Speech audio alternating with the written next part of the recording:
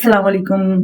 Summer season start हो गया और आहिस्ता-आहिस्ता गर्मी का पारा चढ़ने लग गया और जैसे-जैसे ये पारा चढ़ता जाएगा 30 से 40, 40 से 50 तब तबाहियाँ मचना शुरू हो जाएँगी। तो ये गर्मी के बदअसरात को ख़त्म करने के लिए कुछ रूल्स को आपको फ़ॉलो करना है। सबसे पहले अपने आप को हाइड्रेट रखना है।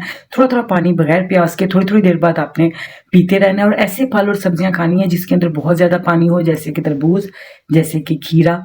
और आपने कपड़े इस तरह के पहनने हैं जो एक तो ढीले-ढाले हों और कपड़े बेचारे साँस ले सकते हों।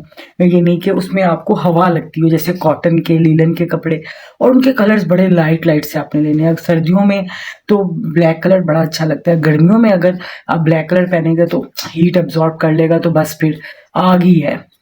तो उसके बाद आपने जो डाइट लेनी है ना, वो इंतहाई लाइट लेनी है। भुना हुआ खाना, तला हुआ खाना, प्रोसेस्ड फूड नहीं खाना, सादा खाना, सलाद लें, मशरूब लें और दालें उबाल के लें, घिया का रायता बना के लें, अच्छी-अच्छी सी खुराक लें और अपने आप को धूप में जाने से प्रोटेक्ट करने के लिए सनग्लासेस का यूज़ करें, खूबसूरत भी लगेंगे, आँखें और स्किन भी बच जाएगी।